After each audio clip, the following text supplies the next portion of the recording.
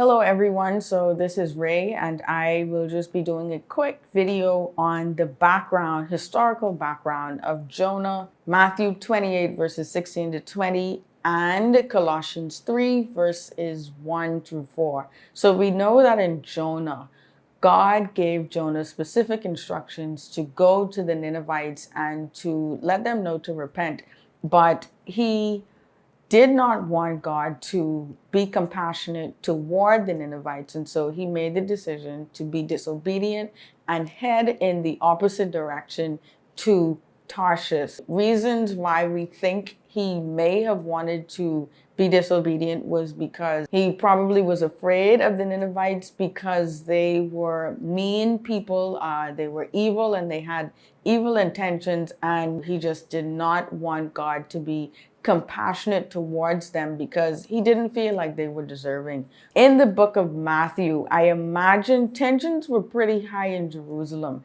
because in the verses before, it talks about Jesus making his appearance to the women at the tomb. And at the time, the religious leaders in the city of Jerusalem were giving instructions to other Jews and other persons who may have been affiliated with Jesus at that time to give a false narrative as to what probably took place. The disciples received their instructions to head to Galilee, and that's where they would meet Jesus at an appointed time. They decided to take the longer route to Galilee because if they were to go through Samaria, they would have encountered the Samaritans, and historically the Jews and the Samaritans were known to not get along with each other. As it relates to the Colossians, Paul was imprisoned in Rome when this letter was sent to Colossae, to the Colossians church.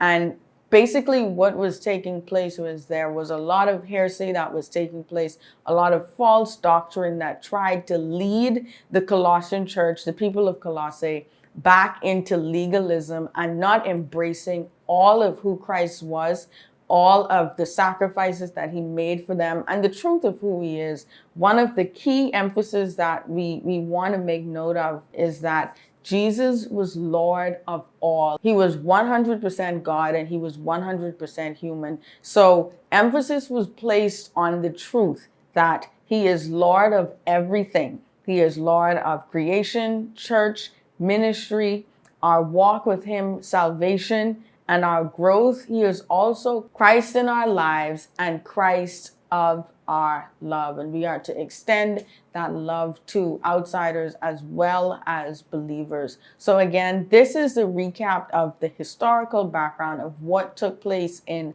Jonah in Matthew 28 verses 16 to 20 and Colossians 3 verses 1 to 4.